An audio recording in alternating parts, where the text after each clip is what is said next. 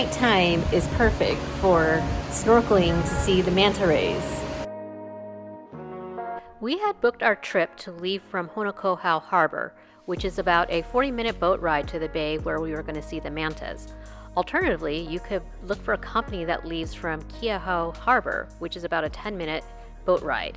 Either way, bring seasick medications because it's one rocky journey.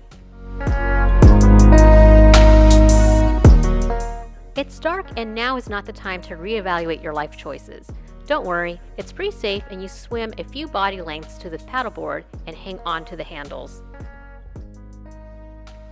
You're mostly going to be floating and they give you pool noodles to stay flat. I know that sounds really strange, but what they do is they light up the water and then the manta rays come up and feed on the plankton. They may seem scary at first with their open mouths coming up at you, but remember, mantas are gentle creatures. They do not have teeth or stingers. There are only 2 rules when it comes to snorkeling with the mantas. 1, do not touch the mantas, and 2, enjoy the show.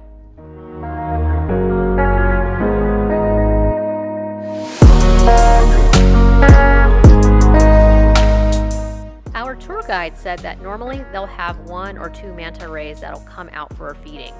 However, we had about 10 that came out. I guess it was our lucky night.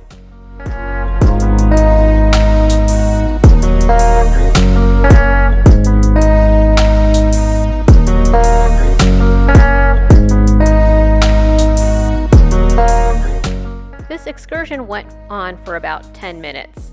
The water was not cold despite it being at night, and they had given us wetsuits to stay warm.